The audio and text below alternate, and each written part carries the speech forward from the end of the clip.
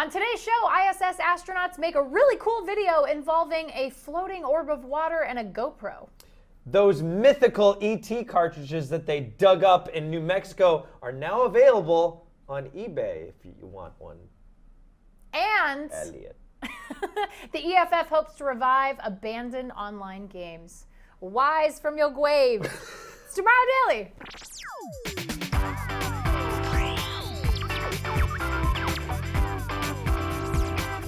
Greetings, citizens of the internet. Welcome to Tomorrow Daily, the best geek talk show in the known universe. I'm your host, Ashley Esqueda. Kale's driving the bus on the right-hand side, which means we're in the UK. I'm just kidding, we're not. But joining me as always, Kale Anonymous. Hey, how's it going? You sounded like Elmer Fudd a little bit. The Wise from your grave? Wise from your grave. I know it's from I'm Altered Hunting Beast. Rabbits. Yeah, I know. It's such a, Very that's a classic. gamer-centric. That's a classic. Your gamer runs deep. It does. It runs real deep. Okay, the gamer cool. in me, it runs deep. And there's two gaming stories today, but they're like, I think everyone can appreciate it, even if they're Of not a interest, gamer. I think, to most people. Yeah. One is about like there was like a myth and a theory behind it. Well, let's not spoil it. Let's not bury the lead. Let's not bury the lead. So let's hit the headlines. So if you've ever wondered, have you ever been in microgravity? Is that a thing? No. The only time I feel like I've been in not quite microgravity, but it's a little G-force, those like carnival rides that spin you in a circle and you stand against the wall, and then it flings you upwards because it's a centrifugal force thing. Mm-hmm. Okay, that's about as close as I've I know what you're talking about. I know what you're talking about. Anyway, the International Space Station just released this really awesome video. They put a GoPro inside of a floating orb of water, which is really neat. So here they are. This is the video that they released, which is pretty cool. So here they are squeezing out some water. Of course, that's how the astronauts drink water, because you obviously can't just have like a glass of water. It'll just float right out. Yep. So they created this sphere of water about the size of a softball, and then they took a GoPro camera and put it in there, which is crazy. They're like, oh no, they're trying to get it. Yeah, they kept trying to get it to like sit in there, and then they recorded on the GoPro, obviously, and that's what it looks like. If you're listening, you have to see this clip. You have to watch the show for this clip because it's pretty amazing. But here is the even better part of this video is that they also released it in 3D, and so I brought some 3D glasses. I brought some 3D glasses. You get the DC Super Friends with glass. cyan I got some and comic books. And I'll take the Ninja Turtles glasses. Okay, so we're gonna put on our glasses and we're gonna watch the 3D version as if we're at the opera. Wow, look at that. Oh, wow. Isn't that cool? That turned out really great. So if you have cyan and red 3D glasses, you can actually check this out over on YouTube, and you can see this orb floating right in front of you, which is pretty amazing. For free at your house. Yeah, for free at your house, which I love so much. I think they just need to keep doing more of this 3D stuff in space. Get people back interested into the space program. This is what I like so much about this, is that it shows people how things work in space, in microgravity, without but still being entertaining and all the things. So that's I thought that was so cool, and I love how NASA and the ISS astronauts are educating but also entertaining us with all their crazy little videos, and the music video that Chris Hadfield did, it's back up now. It's back up now. You Thanks, can go David watch Bowie. it. Thank you, Bowie. You're welcome, Kale. So yeah, it's really cool. So I saw that today and I thought that was pretty awesome. That's pretty great. Wait, what YouTube channel is it on? I believe it's over on NASA's YouTube channel. But you can if you look up ISS GoPro water sphere, it's all over the internet right now. Is it sponsored by GoPro? Huh? Is it sponsored by GoPro? That I don't know. Okay. I don't know. That's a good question. I saw it on a different channel, so maybe. So let me tell you a legend. Have you heard tell of me a story. Have you heard of the legend of the ET catastrophe? I know it's widely considered to be the worst game of all time. So a long time ago, and back in 1983, they made an ET video game based on the successful movie. Okay. And it bombed spectacularly. 3 million copies were made. And so there was a legend that Atari took all of these games and buried them in a landfill in New Mexico. Well, just goodbye. Yep, so long. So they betrayed Heisenberg and they were on an episode of Breaking Bad. Just buried them out in the desert. With the fishes. Got it. So obviously somebody wanted to know if this actually happened. So they started a documentary. I think was it called Dig? I know. Yeah, Xbox did this. The Dig. The Dig, yes. So they decided to go and see if they were there, and sure enough, they found all of the cartridges along with some additional games: Missile Commander, Warlords, Star Raiders, and Centipede. Yeah, they found a ton of games. That is pretty awesome. So now, after all of this, obviously the documentary is going to come out on Xbox. I remember hearing about this earlier this year, that there were, in fact, ET cartridges. Yeah, there's they one guy found with them. this fresh cartridge. Some that were just cartridges, and some that were in their box, and hipsters enjoyed them. Look at that. Look at that guy. He's but excited. anyway, so now you can actually buy one of those cartridges that they dug up on eBay. A landfill. Yep, the landfill's selling them. ET Atari 2600 game. Yes, yeah. That is pretty amazing. I really want. How much am I going to pay for this? So, how much if I want to go buy one? All right, you much? you really want to know? Inbox, $500. $500. You can't even play them. It's got dirt. I know. You could probably go online and find an emulator and play it. I don't know. I guess it's a piece of history. Yeah, it's one of the definitely biggest gaming legends of all time.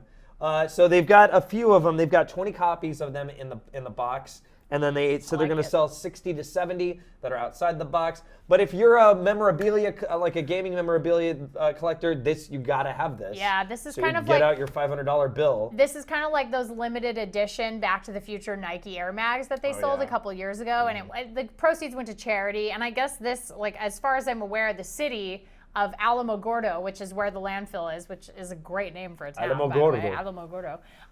They are, I'm not sure where the proceeds of this are going to, but I do know that it's going to the city. So hopefully they will disperse that to maybe kids or programs, special programs, whatever. I wish they'd give it to like Child's Play, which is the gaming charity. Yeah, that would be super amazing. But yeah, so I really like that this is kind of a super limit. I mean, if you want one of these, this is, like you said, it's a piece of gaming history. It's a cool. huge, because it was a myth for the longest time. Yeah, it was just whispers of like this crazy event that happened. Because really, think about it. Like, what a crazy thing that a company would just be like, "Whoa, screwed up. Let's bury all of our games. Let's throw them out in a landfill." That's nuts. Just hide it forever instead of like just giving them to people for free or what. I don't know. Unreal to me. Okay, so that brings me. Okay, this is the question of the day that I think.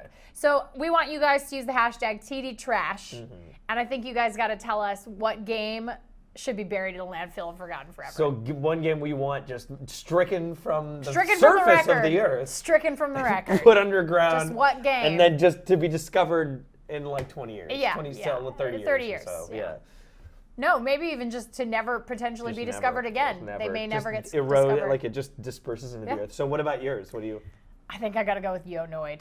It's a terrible Young Noid? Terrible he attacks game. people with a yo-yo. It's so and bad. it's based off of Domino's Pizza. I know, it's a Domino's Pizza. It would be like a caveman game like 5 years ago. It's just, no. Yo-Noid, that's what I would dump that. Back when you can throw, I was going to say Cool Spot, but I think Cool Spot was pretty good. Yeah. That was the 7-Up spot one? Yeah, so back when they had all the game tie-in. Can't believe they didn't make a Chester Cheetah game. Anyway, we're getting off topic. Shocking. Mine would be the Teenage Mutant Ninja Turtles for SNES, because it was painfully difficult. And when you're a kid, the SNES one was really hard. You're right. It was so hard. There were ledges that you just couldn't jump to and you had to. And then there's the water level. Anytime there's a water level, but this one's the worst. No. You have to swim through, and there's the electric plants that you have to maneuver, and you have to stop and And I enjoyed the NES game so much that I remember being really excited about the SNES game, and then I was very frustrated. Yeah, no, they're all pretty tough, but that one really took in particular was and Michelangelo's little thing only reached this far, so you had to get real close to the enemy. Terrible. His nunchucks. Yeah, that was the worst. But all right, so what do you guys think? What are the things that you would bury underground? What game? Get rid of. What game would you bury in a landfill? Every copy. We just get rid of every copy of a game. Just get rid of it. Someone's gonna troll. Someone's gonna be like, Call of Duty. Grand Theft Auto 5. Yeah, I know, you terrible people. Okay, so our third story today is also about games. I found this very, very interesting. So the EFF is the Electronic Frontier Foundation.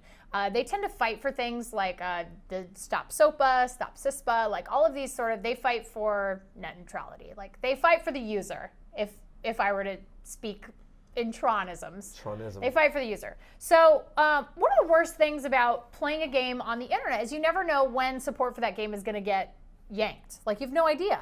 Because you play a game on, let's say, a previous gen console like Mario Kart for Wii, it's really fun to play that online game, but at some point, Nintendo is going to pull the plug on that support. And this is Star Wars Galaxies. This was the very last moments of some of these games. Yeah, like Halo 2, people were pretty Matrix, torn up. Halo 2. I mean, there's all kinds of online games that we're unable to play them now with other people because unless you're in the same house because of support going away for these games. This is a very tiny, very tiny play it on Mario Kart. the center of your phone. So the neat thing about this, about the EFF, is that they have petitioned to make an exception on the DCMA ban of what's called the circumvention of access control technologies.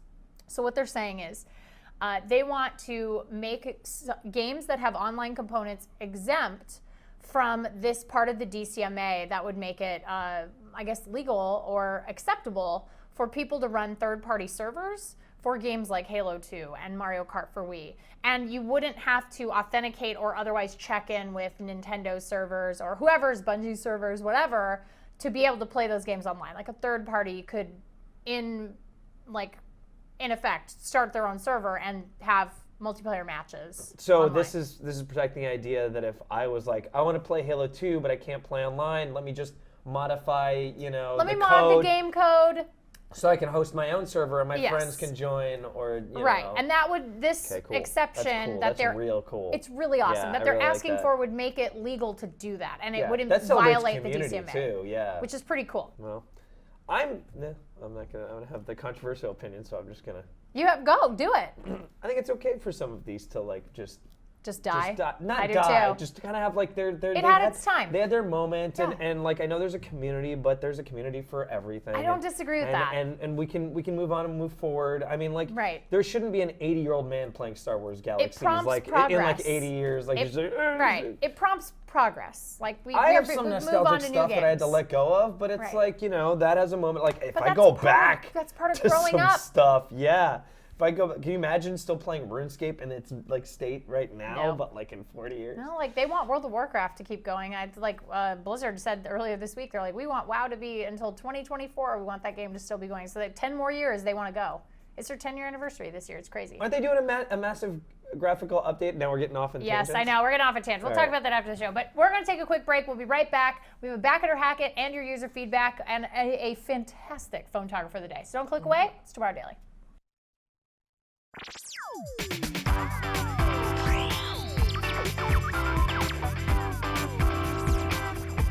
Okay, we are back. And speaking of the word back, it's time, as we do every week, to talk about a Kickstarter, a crowdfund, an Indiegogo, wherever we'd find it, of something really cool that we thought was, worthy of our time and yours. So it is time for Back It or Hack It.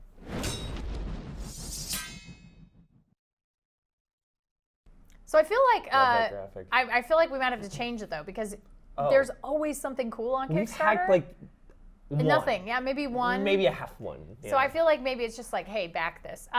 Okay, so Kale, you are always complaining about with virtual reality, you can't see your hands. Yeah, you can't see your hands, and that really takes you out of it. Yeah. Because you're like, I'm in this world. Oh, wait, I'm not. Instantly. So the folks over at Nimble VR feel the exact same way as you. And so they have developed the Nimble Sense, which is a way to bring your hands into virtual reality gaming. Okay. Gaming? So, Okay, there let's you go. let's So go. here he is. This is an accessory that's optimized for the Oculus Rift, but Oh. there's his hand right there, and he's lighting a candle.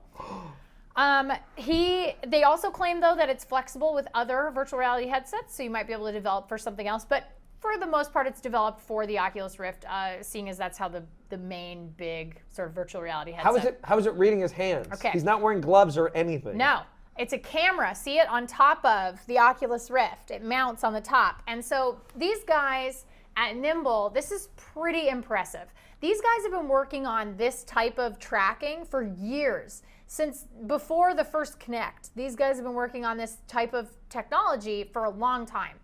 And what they're doing is it's depth sensing with a 110-degree view, which is wider than the Oculus Rift DK2. And their skeletal hand tracking software is extremely flexible. I know you're so excited. Well, because I'm sorry to interrupt, but it's reading their hands really well. Yeah, and so they basically talk about how Kinect is like one of the few, like that level of technology is the type of tech that you're going to need to be able to read the dexterity of your hands. And so that's the type of stuff that's in this headset camera. Okay. So it's a camera, it's very small, it's not very big at all. This is a demo that we're seeing, but there's also, there's a Kickstarter video where they show a little bit more of like exactly like how they've developed it. Here you go, here's the dexterity. That's how good the dexterity is. Oh my God, all right. Isn't that crazy? Yeah, no, I've seen leap motion, but like this is like way beyond that. This is beyond. So this is like having a Kinect on the top of, but a very small Kinect on the top of your Oculus Rift. And then on top of that, specialized software that takes advantage of that specific tracking technology. Okay, so they're asking for backing to make this. They want to make it public. this. Yeah, they want to make this public. It would ship in June of next year if you back it. And here's the best part. Well, there's employees at this company who have worked for ILM, Pixar, the graduates from MIT. Like, these are legit engineers and coders, and I mean, these are brilliant people working on this. All right, yeah, they have to be. If you want one, you will pay $99. What? Yeah, 99 bucks. You get the camera and one DK2 mount for the Oculus Rift. That's it. But if you want mounts for other things, like they have different types of 3D printed mounts that you can buy. It costs like $129, like $110. They have like different kind of just not very much more than $99, but they have that. They also have a developer kit for a game studio that comes with like a couple different cameras and stuff, and I think that's $300. So still really bad, reasonable, really reasonable. And you get the camera, the mount, and open source demos. The demos that they're showing, Right, yeah. so that you can see how the technology works and like basically you can modify them yourself, which is really neat. How much do they need?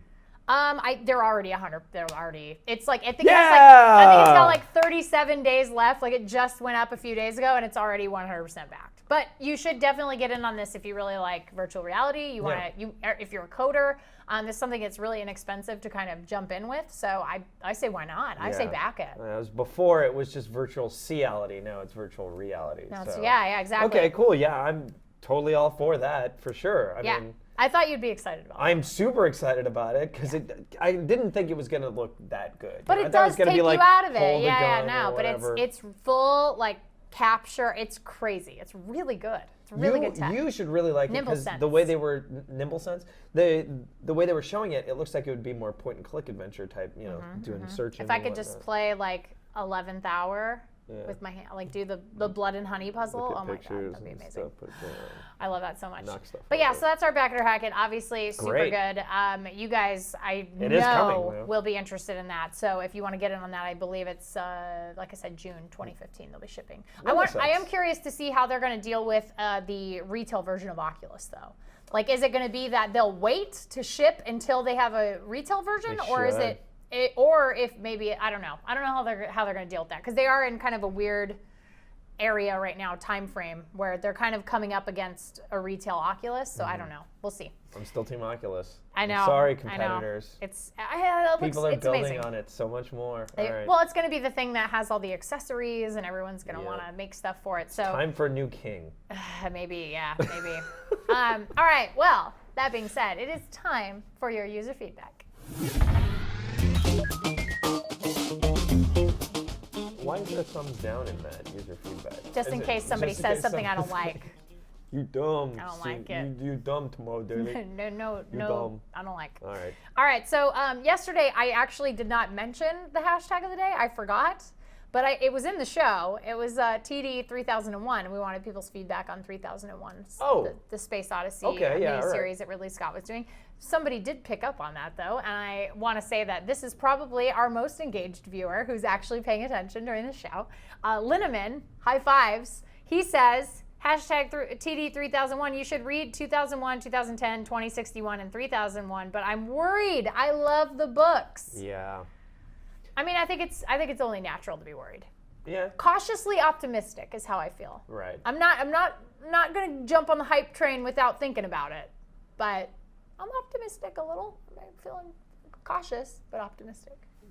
At least they have the backing of everybody that was kind of like involved a little bit. So at least they full there's support that. of And it's Kubrick and Clark's. It's a mini series, so it's not like they're going to cram everything down. They probably have time to tell the story. They can tell a little slow. I like that. I mean, that could be really good. Miniseries is kind of a sexy word nowadays. It is. People really love the miniseries right now. And then we actually got one not about 3001. This is from Jordan, who said, "Sorry, Ashley Esqueda, you did not get the role of Steve Jobs. Congrats, Kill Anonymous, you win."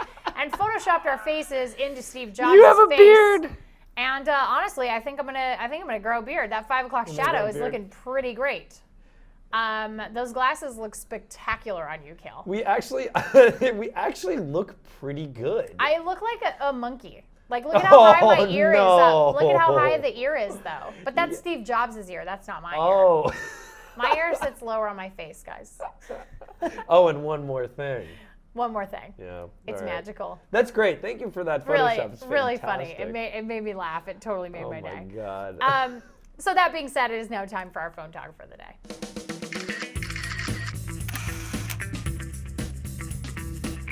More international folks. Okay. I really cannot say how much I appreciate everybody who watches this show. I really appreciate them. So John S. writes to us, and he says, "I would like to enter a photo into Photographer of the Day. I live in Christchurch, New Zealand. This tree near my house was hit by lightning on Halloween." Oh, cool. The photos were taken on an HTC One M8. P.S. The house in the background always scared me as a child. Oh, I thought I was going to say it's my house. He's like, "That's my castle." No, that house does look a little scary. I bet it's haunted. That's fantastic. I bet the ghost of that house struck that tree down for sure. Yeah. But yeah, that tree straight up got struck by lightning. It's not messing around. Amazing. I love it. I really like this picture with the house in the background. It's really this one's got a story. This picture has a story too. It's really cool. Yeah. So Christchurch, New Zealand. We got a New Zealander watching. Pretty awesome. We'll fly out there someday. Soon. It's a live tour, the Tomorrow Daily live tour. That's very cool. The world tour. We're gonna do that at some point. Did you say what phone he used? That was the HTC One M8, okay. the new HTC One from this year. It's a great phone. That's my work phone. I have it. So, this is my personal phone, but it's an iPhone. One of your 5 phones. One of my millions of phones that I use all the time. But that's it for the show. And if you want to send in your photography, you can always send it in to tomorrow@cnet.com. You can also send in the hashtag of the day if you're so inclined. You want to find us on social media. We're Tomorrow Daily on Twitter, Facebook, Instagram, and Tomorrow Daily TV over on Google+. And you can subscribe. We're on iTunes. There's an RSS feed. Or you can subscribe on YouTube. And if you do it there, you'll be able to know when they go up. Tomorrow Daily. Yeah. That's when they go up. Tomorrow Daily. Monday through Thursday. Monday through Thursday. Sorry, Fridays. Usually around 5 Pacific time. Yeah, usually around 5. Yeah, so there you go. Pretty while good. You're eating your dinner. Yeah, while you're having your din-dins. You can also just, if you want to tell somebody about the show, just tell them to go to tomorrowdaily.com. It'll take them right. Google search Tomorrow Daily. And that too. Everything you can wish for and more. Yeah. That's true. If you want to find us on the internet, I'm Ashley Esqueda over on Twitter. And I'm Kel Anonymous over on Twitter. Yeah, it's pretty simple to find us. Yeah, we're very easy people. We are. It's terribly simple to find us online. But that is it for the show. We'll be back tomorrow with a whole new docket of what weird, wonderful technology and geek news for you to enjoy and talk about with your friends. But until then, be good humans. We'll see you next time. Bye.